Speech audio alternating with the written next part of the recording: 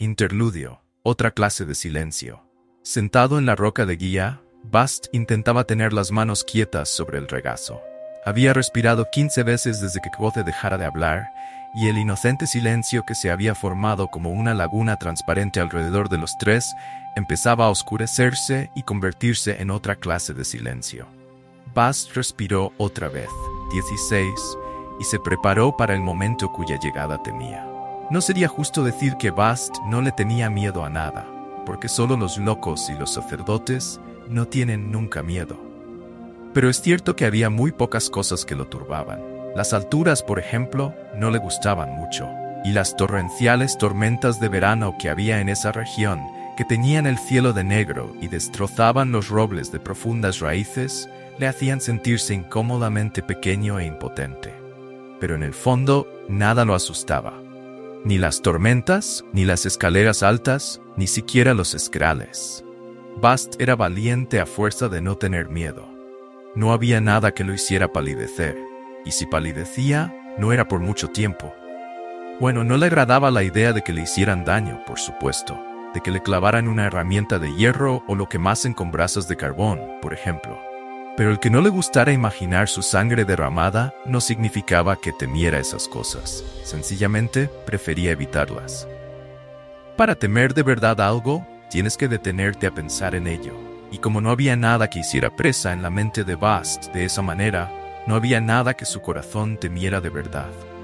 Pero los corazones pueden cambiar. 10 años atrás, Bast había resbalado cuando trepaba a un alto renelo para coger fruta para una muchacha que le gustaba. Después de resbalar, se quedó colgado durante 1 minuto, cabeza abajo, antes de caer. En ese largo minuto, un pequeño temor arraigó en él, y no lo había abandonado desde entonces. De la misma manera, Bast había adquirido otro miedo últimamente. Hacía 1 año, era todo lo temerario que puede llegar a ser un hombre sensato, pero ahora Bast le tenía miedo al silencio. No al silencio normal debido, sencillamente, a la ausencia de cosas que se mueven alrededor y que producen ruido.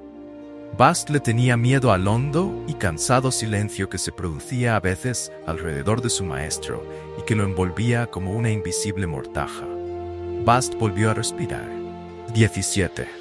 Se controló para no retorcerse las manos mientras esperaba a que aquel hondo silencio invadiera la habitación. Esperó a que cristalizara y enseñara los dientes junto al borde de la fría quietud que se había acumulado en la roca de guía. Sabía de qué manera aparecía, como la helada en una madrugada de invierno, endureciendo el agua acumulada en las rodadas de los carromatos. Pero antes de que Bast pudiera volver a respirar, Kvothe se enderezó en el asiento y le hizo una seña a Cronista para que dejara la pluma. Bast estuvo a punto de llorar al notar que el silencio se dispersaba, como un oscuro pájaro que, asustado, emprende el vuelo. Kvothe dio un suspiro, entre molesto y resignado. «Tengo que admitir», dijo, «que no estoy seguro de cómo abordar la siguiente parte de la historia». Bast, temiendo que el silencio se prolongara demasiado, dijo con voz chirriante, «¿Por qué no te limitas a hablar primero de lo más importante? Luego puedes retroceder y mencionar otras cosas, si lo crees necesario». «Como si fuera sencillo», dijo Kvothe con aspereza. «¿Qué es lo más importante? ¿Mi magia o mi música? ¿Mis triunfos o mis delirios?» Bast se ruborizó y se mordió los labios. Kvothe soltó el aire de golpe. «Perdóname, Bast. Es un buen consejo como suelen serlo todos tus consejos aparentemente estúpidos». Apartó la mesa de la silla. «Pero antes de continuar, el mundo real me impone ciertas obligaciones que no puedo seguir eludiendo. ¿Queréis disculparme un momento?» Cronista y Bast se levantaron también. Estiraron las piernas y atendieron también sus necesidades. Bast encendió las lámparas. Kvothe sacó más queso, pan y unas salchichas muy especiadas. Comieron e hicieron algún débil intento de entablar una conversación superficial, pero estaban distraídos, pensando en la historia. Bast se comió la mitad de todo. Cronista también comió, pero no tanto. Kvothe dio un par de bocados antes de decir, «Adelante, pues. Música y magia, triunfo y delirio. Pensad. ¿Qué necesita nuestra historia? ¿Qué elemento vital le falta?» «Mujeres, Reshi», saltó Bast. «Hay una escasez tremenda de mujeres». Kvothe sonrió. «Mujeres no, Bast. Una mujer. La mujer». Kvothe miró a Cronista. Has oído cosas sueltas, no lo dudo. Yo te contaré la verdad sobre ella, aunque temo no estar a la altura del reto. Cronista cogió la pluma, pero antes de que la mojara en el tintero, Kvothe levantó una mano. Antes de empezar, dejadme decir una cosa. He relatado historias en el pasado, he pintado imágenes con palabras, he contado grandes mentiras y verdades aún más duras. Una vez le canté los colores a un ciego. Toqué durante 7 horas, pero al final me dijo que los veía. Verde, rojo y dorado. Creo que eso fue más fácil que lo que intento hacer ahora. Tratar de que la entendáis describiéndola solo con palabras. Vosotros nunca la habéis visto ni habéis oído su voz. No podéis entenderlo. Kvothe le hizo una seña a Cronista para que cogiera la pluma. Aún así, lo intentaré. Ella está ahora en los bastidores, a punto de salir a escena. Preparemos el escenario para su entrada. La naturaleza de las criaturas salvajes. Para aproximarse a una criatura salvaje es necesario tener cuidado. El sigilo no sirve de nada. Las criaturas salvajes reconocen el sigilo y saben que es una mentira y una trampa. Si bien a veces las criaturas salvajes juegan a juegos de sigilo, y al hacerlo, en ocasiones son presa del sigilo, en realidad el sigilo nunca las atrapa. Pues bien, con lento cuidado más que con sigilo, es como debemos aproximarnos a determinada mujer.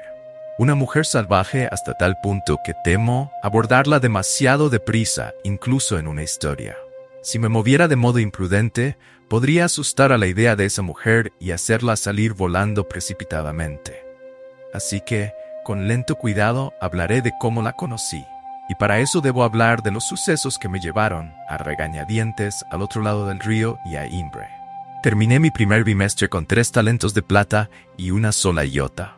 Hacía poco tiempo, eso me habría parecido una fortuna. Ahora, solo esperaba que fuera suficiente para pagar la matrícula de otro bimestre y una cama en las dependencias. En la universidad, el último ciclo de cada bimestre estaba reservado a los exámenes de admisión. Se cancelaban las clases y los maestros pasaban varias horas todos los días examinando a los alumnos. Tu matrícula del bimestre siguiente dependía del resultado de ese examen. Un sorteo determinaba qué día y a qué hora te presentarías en admisiones. De esa breve entrevista dependían muchas cosas. Si fallabas unas cuantas preguntas, el precio de tu matrícula podía duplicarse. Todos los alumnos querían examinarse lo más tarde que fuera posible, porque así tenían más tiempo para estudiar y prepararse. Una vez celebrado el sorteo, se iniciaba un intenso trueque de horas de examen. Se intercambiaban dinero y favores, puesto que todos pugnaban por conseguir una hora que les fuera bien. Yo tuve la suerte de que me tocara una hora a media mañana emprendido, el último día de admisiones. Si hubiera querido, habría podido vender mi hora, pero preferí aprovechar ese tiempo extra para estudiar. Sabía que mi examen tenía que ser brillante, porque a varios de los maestros ya no los impresionaba tanto. El truco de espiar a los otros alumnos estaba descartado esta vez. Sabía que era motivo de expulsión y no podía correr ese riesgo. Había estudiado mucho con Will y con Sim, pero los exámenes de admisión eran difíciles. La mayoría de las preguntas me resultaron un paseo, aunque Heme adoptó una actitud abiertamente hostil y me hizo preguntas con más de una respuesta, de modo que nada de lo que yo decía era correcto. Brandair también me lo puso difícil. Era evidente que estaba ayudando a Heme a vengarse de mí. Las preguntas de Lauren eran indescifrables, pero más que ver la desaprobación en su cara, la sentía. Después esperé, nervioso, a que los maestros estipularan mi matrícula. Al principio hablaban en voz baja y con calma, pero al poco rato subieron el tono de voz. Al final, Kilvin se levantó y apuntó a Heme con un dedo, gritando y golpeando la mesa con la otra mano. Heme guardó la compostura mejor de lo que habría hecho yo si me hubiera enfrentado a 120 kilos de enfurecido y rugiente artífice. Cuando el rector consiguió recuperar las riendas de la situación, me llamaron y me entregaron mi recibo. Elir Kvothe, bimestre de otoño, matrícula 13-9 IT 7F. 8 iotas más de lo que tenía. Salí de la sala de profesores, aparqué el vacío que sentía en las entrañas e intenté pensar en cómo podía hacerme con más dinero antes del mediodía del día siguiente. Pasé por los 2 cambistas ceáldicos de ese lado del río. Tal como sospechaba, no quisieron prestarme ni un solo ardite. Aunque no me sorprendió, la experiencia fue aleccionadora y volvió a recordarme lo diferente que era yo de los otros estudiantes. Ellos tenían familias que les pagaban la matrícula y que les daban asignaciones para cubrir sus gastos. Tenían nombres honrosos a los que podían recurrir en caso de apuro. Tenían objetos que podían empeñar o vender. Y si la cosa se ponía muy fea, tenían casas a las que volver. Yo no tenía nada de todo eso. Si no conseguía 8 iotas más para pagar mi matrícula, no tendría a dónde ir. La opción más sencilla parecía pedirle prestado dinero a algún amigo, pero valoraba demasiado a mi puñado de amigos como para arriesgarme a perderlos por dinero. Como decía mi padre, hay 2 formas infalibles de perder a un amigo. Una es pedirle dinero prestado y la otra, prestárselo. Además, yo hacía todo lo posible para disimular mi pobreza. El orgullo es absurdo, pero es una fuerza poderosa. Solo les habría pedido dinero a mis amigos como último recurso. Me planteé brevemente robar ese dinero, pero sabía que no era una buena idea. Si me sorprendían con la mano en algún bolsillo, me llevaría algo más que un bofetón. Con suerte, me meterían en la cárcel y me obligarían a someterme a la ley del hierro. Y sin suerte, acabaría ante las astas del toro y me expulsarían por conducta impropia de un miembro del arcano. No podía correr ese riesgo. Necesitaba un renovero, uno de esos peligrosos personajes que prestaban dinero a la gente desesperada. Quizá los hayáis oído llamar de otra forma más romántica, halcones de cobre, pero generalmente se los llama buitres o urracas. Están en todas partes, se los llame como se los llame. Lo difícil es encontrarlos. Suelen ser muy reservados porque su negocio es semilegal como mucho. Pero vivir en Tarbean me había enseñado una o dos cosas. Pasé un par de horas visitando las tabernas más sórdidas de los alrededores de la universidad, entablando conversaciones superficiales y haciendo preguntas tontas. Luego visité una casa de empeño llamada El Penic Doblado e hice algunas preguntas más intencionadas. Por fin me enteré de dónde tenía que ir. Al otro lado del río, a Imre. Negociaciones. Imre estaba a un poco más de 3 kilómetros de la universidad, en la orilla este del río Omethi. Como solo estaba a 2 días de Tarbean en coche rápido, muchos nobles, políticos y cortesanos adinerados vivían allí.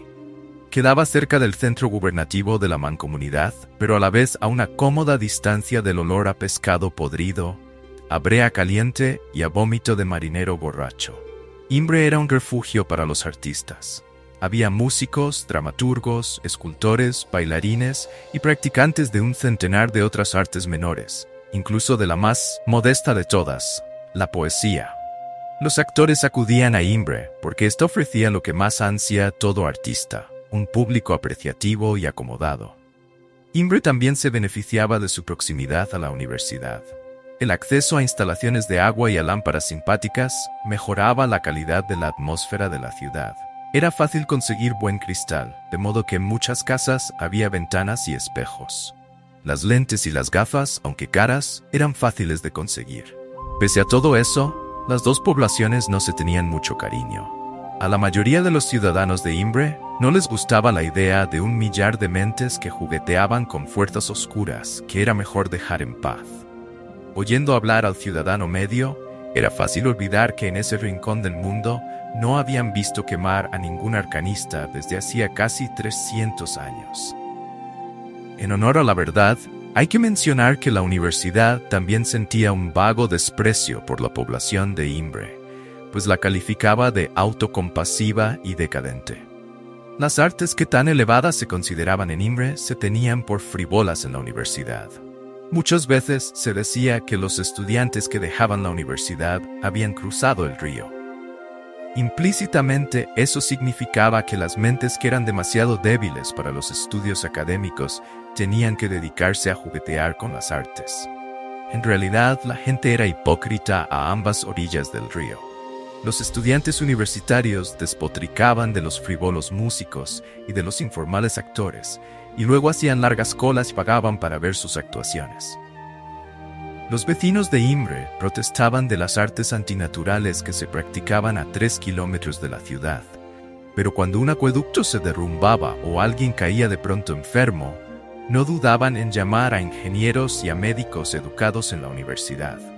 En general, era una tregua molesta y que venía de largo, en la que ambas partes se quejaban al mismo tiempo, que mantenían una reacia tolerancia. Al fin y al cabo, aquella gente tenía sus utilidades, solo que no te gustaría que tu hija se casara con uno de ellos. Dado que Imbre era un refugio para la música y el teatro, quizá penséis que yo pasaba mucho tiempo allí, pero nada podría estar más lejos de la verdad. Solo había estado en Imbre una vez. Wylam y Simon me habían llevado a una posada donde tocaba un trío de hábiles músicos, laúd, flauta y tambor. Pedí una jarra de cerveza pequeña que me costó medio penique y me relajé, dispuesto a disfrutar de una velada con mis amigos. Pero no pude. Apenas unos minutos después de que empezara a sonar la música, casi salí corriendo del local. Dudo mucho que podáis entender por qué, pero supongo que si quiero que esto tenga algún sentido, tendré que explicároslo. No soportaba oír música y no formar parte de ella. Era como ver a la mujer que amas acostándose con otro hombre. No es eso. Era como los consumidores de resina que había visto en Turbine. La resina de Denner era ilegal, por supuesto, pero había partes de la ciudad en que eso no importaba. La resina se vendía envuelta en papel encerado, como los pirulís o los tofes. Mascarla te llenaba de euforia, de felicidad, de satisfacción. Pero pasadas unas horas estabas temblando, dominado por una desesperada necesidad de consumir más, y esa ansia empeoraba cuanto más tiempo llevabas consumiéndola. Una vez, en Tarbean, vi a una joven de no más de 16 años con los reveladores ojos hundidos y los dientes exageradamente blancos de los adictos perdidos. Le estaba pidiendo un caramelo de resina a un marinero, que lo sostenía fuera de su alcance, burlándose de ella. Le decía a la chica que se lo daría si se desnudaba y bailaba para él allí mismo, en medio de la calle. La chica lo hizo, sin importarle quién pudiera estar mirando, sin importarle que fuera casi el solsticio de invierno y que en la calle hubiera 10 centímetros de nieve. Se quitó la ropa y bailó desenfrenadamente. Le temblaban las pálidas extremidades y sus movimientos eran patéticos y espasmódicos. Entonces, cuando el marinero rió y negó con la cabeza, ella cayó de rodillas en la nieve, suplicando y sollozando, agarrándose desesperadamente a las piernas del marinero, prometiéndole que haría cualquier cosa que le pidiera, cualquier cosa. Así era como me sentía yo cuando oía tocar a unos músicos. No podía soportarlo. La ausencia diaria de mi música era como un dolor de muelas al que me había acostumbrado. Podía vivir con ello, pero no soportaba ver cómo agitaban delante de mí el objeto de mi deseo. Así que evité ir a Imbre hasta que el problema de mi matrícula del segundo bimestre me obligó a cruzar de nuevo el río. Me había enterado de que Debbie era la persona a la que cualquiera podía pedir un préstamo, por desesperadas que fueran las circunstancias. Así que crucé el Omethi por el puente de piedra y me encaminé hacia Imbre. Para llegar al negocio de Debbie había que tomar un callejón y subir por una estrecha escalera que había detrás de una carnicería. Esa parte de Imbre me recordó a la ribera de Tarbean. El empalagoso olor a grasa rancia proveniente de la carnicería me hizo agradecer la fresca brisa otoñal. Al llegar ante la gruesa puerta vacilé y oteé el callejón. Estaba a punto de meterme en asuntos peligrosos. Un prestamista ceáldico podía llevarte a juicio si no le devolvías el préstamo. Un renovero sencillamente hacía que te dieran una paliza, o que te robaran, o ambas cosas. Lo que estaba haciendo no era inteligente. Estaba jugando con fuego, pero no tenía alternativa. Respiré hondo, me cuadré de hombros y llamé a la puerta. Me sequé las sudorosas palmas de las manos en la capa, con la esperanza de tenerlas razonablemente secas cuando le estrechara la mano a Davy. En Tarbean había aprendido que la mejor forma de tratar con esa clase de individuos era aparentar seguridad y confianza. Su trabajo consistía en aprovecharse de la debilidad de los demás. Oí cómo descorrían un pesado cerrojo. Entonces la puerta se abrió y vi a una joven con el cabello liso y rubio rojizo enmarcando una carita de duendecillo. La chica me sonrió, monísima. ¿Sí? Busco a Debbie, dije. Ya la has encontrado, me contestó. Pasa. Entré. Ella cerró la puerta y corrió el cerrojo. La habitación no tenía ventanas, pero estaba bien iluminada y olía a lavanda, lo cual representaba un agradable cambio respecto al olor del callejón. Había tapices en las paredes, pero los únicos muebles eran un pequeño escritorio, una estantería y una gran cama con dosel con las cortinas corridas. «Por favor», dijo la joven señalando el escritorio. «Siéntate». Se sentó detrás del escritorio y entrelazó las manos sobre el tablero. Cuando vi cómo se manejaba, rectifiqué respecto a su edad. La había calculado mal por su corta estatura, pero aún así no podía tener mucho más de 20 y tantos años. Y eso no era lo que yo esperaba encontrar. Debbie pestañeó con gracia. «Necesito un préstamo», dije. «¿Qué te parece si primero me dices cómo te llamas?» Sonrió. «Tú ya sabes mi nombre. Kvothe». «¿En serio?» Arqueó una ceja. «Me han contado un par de cosas sobre ti». Me miró de arriba abajo. «Creía que serías más alto». Yo habría podido decir lo mismo. La situación me había pillado desprevenido. Me había preparado para vérmelas con un matón musculoso y para unas negociaciones cargadas de amenazas mal disimuladas y de bravuconadas. No sabía cómo reaccionar ante aquella niña inocente y risueña. «¿Qué te han contado?», pregunté para llenar el silencio. «Espero que nada malo». «Cosas buenas y cosas malas», sonrió. «Pero ninguna aburrida». Entrelacé las manos para tenerlas quietas. «Bueno, ¿qué hay que hacer exactamente?» «No eres muy bromista, ¿verdad?». Debbie dio un breve suspiro de decepción. «No está mal», directo al grano. «¿Cuánto necesitas?» «Solo un talento», respondí. 8 iotas, para ser exactos. Debbie sacudió la cabeza con seriedad, agitando su cabello rubio rojizo. «Me temo que no puede ser. No me compensa hacer préstamos tan pequeños», fruncí el ceño. «¿Qué cantidad te compensa?» 4 talentos, es lo mínimo. ¿Y los intereses? 50% cada 2 meses. Así que si quieres que te preste lo mínimo, serán 2 talentos al final del bimestre. Puedes cancelar toda la deuda por 6 si quieres, pero hasta que yo recupere el capital inicial, tienes que pagarme 2 talentos cada bimestre. Asentí. No estaba muy sorprendido. Era más o menos 4 veces lo que hasta el más avaricioso prestamista habría cobrado. Pero estaría pagando intereses por un dinero que en realidad no necesito. ¿No?, dijo ella mirándome a los ojos con seriedad. «Estarías pagando intereses por un dinero que habrías pedido prestado. Ese es el trato. ¿Y no puedes prestarme 2 talentos?», propuse. «Así, al final». Debbie movió las manos para interrumpirme. «No estamos aquí para regatear. Solo te informo de las condiciones del préstamo». Sonrió como disculpándose. «Perdóname si no lo he dejado claro desde el principio». Observé la postura de sus hombros, cómo me miraba a los ojos. «De acuerdo», dije resignado. «¿Dónde tengo que firmar?». Debbie me miró sin comprender y frunció ligeramente la frente. «No tienes que firmar nada». Abrió un cajón y sacó de él una botellita marrón con tapón de cristal. Puso un largo alfiler junto a la botellita, sobre el escritorio. «Solo necesito un poco de sangre». Me quedé paralizado en la silla, con los brazos junto a los costados. «No te preocupes», me tranquilizó Debbie. «La aguja está limpia. Solo necesito 3 gotas». Al final recuperé el habla. «Lo dices en broma, ¿no?». Debbie ladeó la cabeza y una leve sonrisa rizó una de las comisuras de su boca. «¿No lo sabías?», me preguntó, sorprendida. «Aquí no suele entrar nadie que no sepa de qué va esto. La verdad es que me cuesta creer que alguien». Me atasqué sin saber qué decir. «No lo hace todo el mundo», me cortó. «Suelo trabajar con estudiantes y ex estudiantes. La gente de este lado del río me tomaría por una especie de bruja, un demonio o algo por el estilo. Los miembros del arcano saben muy bien por qué les pido sangre y qué puedo hacer con ella». «¿Tú también eres miembro del arcano?». «Ex miembro», puntualizó ella, y su sonrisa se difuminó un poco.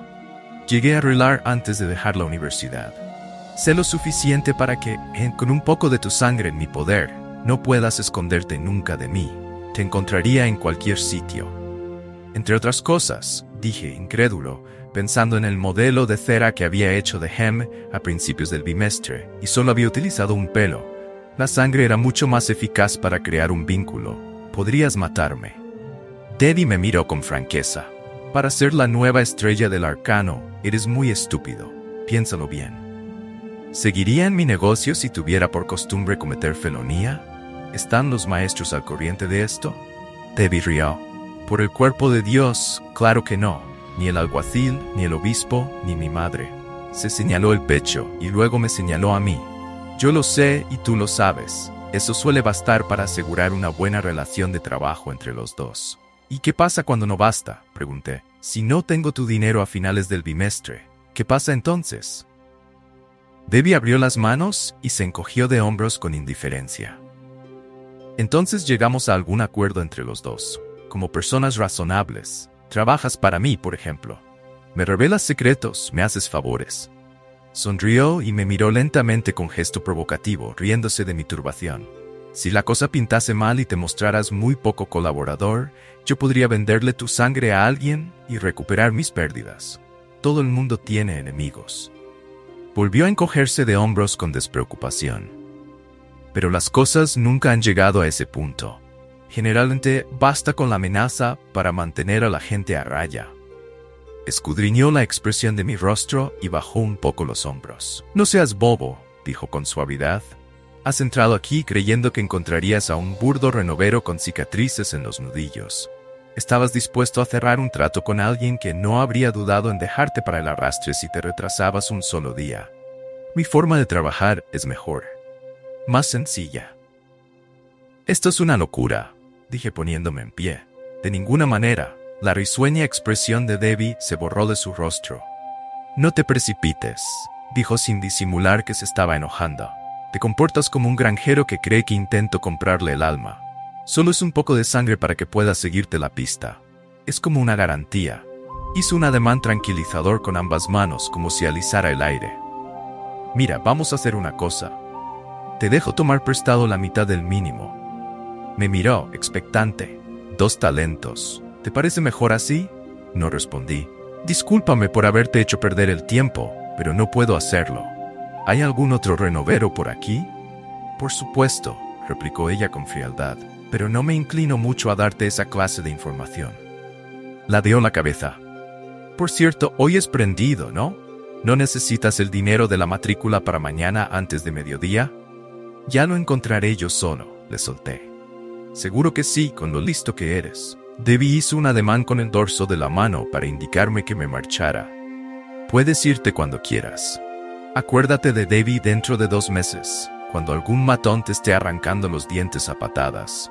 Me marché de casa de Debbie y di un paseo por las calles de Imbre, nervioso e irritado, tratando de poner en orden mis ideas, tratando de encontrar una solución a mi problema. Tenía ciertas posibilidades de devolver el préstamo de 2 talentos. Tenía previsto ascender pronto en la factoría. Una vez que me permitieran realizar mis propios proyectos, podría empezar a ganar dinero de verdad. Lo único que necesitaba era aguantar en las clases el tiempo suficiente. Solo era cuestión de tiempo. En realidad, eso era lo que estaba pidiendo prestado. Tiempo. Un bimestre más. ¿Quién sabía qué oportunidades podían presentárseme en los 2 meses siguientes? Pero incluso mientras intentaba convencerme a mí mismo, sabía la verdad, no era buena idea. Era buscarse problemas. Me tragaría el orgullo y vería si Will, Sim o Savoy podían prestarme las 8 iotas que necesitaba. Suspiré y me resigné a pasar un bimestre durmiendo a la intemperie y hurgando en las basuras para encontrar algo de comer. Al menos no podía ser peor que los años que había pasado en Tarbean. Me disponía a volver a la universidad cuando mi desasosegado deambular me llevó ante el escaparate de una casa de empeños. Sentí aquel viejo dolor en los dedos. ¿Cuánto pide por ese laúd de 7 cuerdas?, pregunté. Ni aún hoy recuerdo haber entrado en la tienda. 4 talentos justos, me contestó el propietario alegremente. Pensé que debía de ser nuevo en el negocio o que debía de estar borracho. Los prestamistas nunca son joviales, ni siquiera en ciudades prósperas como Imbre. Ah, dije sin disimular mi desilusión. ¿Me dejaría verlo? El prestamista me lo dio. No era gran cosa. La madera tenía un veteado irregular y el barniz era vasto y estaba arañado. Los trastes eran de tripa y había que cambiarlos, pero eso no me preocupaba mucho, porque de todos modos yo tocaba sin trastes. La caja era de palisandro, de modo que el sonido no podía ser muy sutil. Pero por otra parte, el sonido de un laúd de palisandro se oía mejor en una taberna abarrotada, pues el murmullo de las conversaciones no lo apagaba tan fácilmente. Di unos golpecitos en la caja con el dedo y el instrumento emitió un resonante zumbido. No era bonito, pero sí sólido. Empecé a afinarlo, así tenía una excusa para sujetarlo un rato más. «Podría bajar hasta 3,5», dijo el prestamista desde detrás del mostrador. Detecté desesperación en su voz. Entonces se me ocurrió pensar que no debía de ser fácil vender un laúd feo de segunda mano en una ciudad llena de nobles y de músicos prósperos. Sacudí la cabeza. Las cuerdas son viejas. En realidad estaban bien, pero confié en que el prestamista no lo supiera. «Cierto», replicó confirmándome su ignorancia, «pero las cuerdas son baratas». «Supongo», dije sin convicción. Ya tenía un plan. Ajusté cada una de las cuerdas dejándolas un poco desafinadas. Toqué un acorde y escuché el chirriante sonido. Miré el mástil del laúd con gesto especulativo. Me parece que el mástil está agrietado. Toqué un acorde menor que sonó aún peor. ¿A usted le parece que está agrietado? Volví a tocar más fuerte. «¿3,2?» me propuso el prestamista. «No es para mí», dije como si lo corrigiera. «Es para mi hermano pequeño. El muy imbécil anda todo el día jugando con el mío». Volví a tocar un acorde e hice una mueca. Quizá ese mocoso no me caiga muy bien, pero no soy tan cruel como para comprarle un laúd con el mástil roto. Hice una pausa. Como el prestamista no decía nada, añadí: «Por 3,2 no me lo quedo». «¿3 justos?», repuso él. Aparentemente, yo sujetaba el laúd con indiferencia y sin mucho interés, pero en el fondo me aferraba a él con fiereza, hasta que se me ponían los nudillos blancos. No espero que lo entendáis. Cuando los Chandrian mataron a mi troupe, destrozaron mi familia y mi hogar, pero en cierto modo fue peor cuando se rompió el laúd de mi padre, en Tarbean. Eso había sido como perder una extremidad, un ojo, un órgano vital. Sin mi música, había deambulado durante años por Tarbean, vivo solo a medias, como un veterano lisiado o un muerto viviente. «Mire», le dije con franqueza, «tengo 2,2. Saqué mi bolsa. Si quiere puede aceptarlos, y si no, este feo instrumento puede seguir acumulando polvo en un estante 10 años más». Lo miré a los ojos, cuidando de que no se reflejara en mi cara lo mucho que necesitaba aquel laúd. Habría hecho cualquier cosa para conseguirlo. Habría bailado, desnudo en la nieve. Me habría agarrado a una pierna del prestamista, temblando y frenético, prometiéndole que haría cualquier cosa que me pidiera, cualquier cosa. Puse 2 talentos y 2 iotas encima del mostrador. Era casi todo el dinero que había ahorrado para pagar la matrícula de ese bimestre. Las monedas hicieron un fuerte ruido cuando las apreté sobre el mostrador, una a una. El prestamista me miró largo rato, evaluándome. Puse una iota más y esperé, y esperé. Cuando por fin estiró un brazo para coger el dinero, su demacrada expresión era la que yo estaba acostumbrado a ver en las caras de los prestamistas. Debbie abrió la puerta y sonrió. «Vaya, la verdad es que no creía que volviera a verte. Pasa». Echó el cerrojo de la puerta y fue hasta su escritorio. «Pero no puedo decir que me decepcione que hayas venido».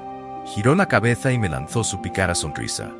«Esperaba poder hacer un pequeño negocio contigo». Se sentó. «¿Qué? ¿2 talentos?» «No, mejor 4», dije. Era lo que necesitaba para pagar la matrícula y una cama en las dependencias.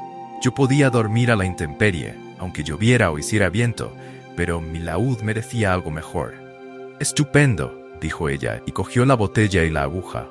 Necesitaba tener intactas las yemas de los dedos, así que me pinché en el dorso de la mano y vertí 3 gotas de mi sangre en la botellita marrón. Se la di a Debbie. «Mete también la aguja dentro». Lo hice. Debbie mojó el tapón con una sustancia transparente y tapó la botella. «Un excelente adhesivo de tus amigos de la otra orilla del río», explicó. «No puedo abrir la botella sin romperla. Así, cuando saldes tu deuda, recuperarás la botella intacta y podrás dormir tranquilo sabiendo que no me he quedado nada de tu sangre. A menos que tengas el disolvente», señalé. Debbie me miró con ironía. «No eres muy confiado, ¿verdad?» Se puso a rebuscar en un cajón. Sacó un poco de lacre y empezó a calentarlo sobre la lámpara que había encima del escritorio. «¿No tendrás un sello, un anillo o algo así?» Me preguntó mientras vertía el lacre sobre el tapón de la botella. Si tuviera alguna joya que vender, no estaría aquí, dije con franqueza, y puse un pulgar en el lacre. Mi dedo dejó una huella reconocible. Pero esto servirá. Debbie grabó un número en la botella con una aguja de diamante, y luego sacó una hoja de papel. Escribió algo y luego agitó una mano para que se secara la tinta.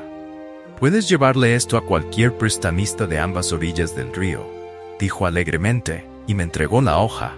«Ha sido un placer hacer negocios contigo. Pásate cuando quieras». Volví a la universidad con dinero en la bolsa y con el reconfortante peso del laúd colgando del hombro. Era un laúd feo, de segunda mano, y me había costado dinero, sangre y tranquilidad. Lo quería como a un hijo, como el aire que respiraba, como a mi mano derecha.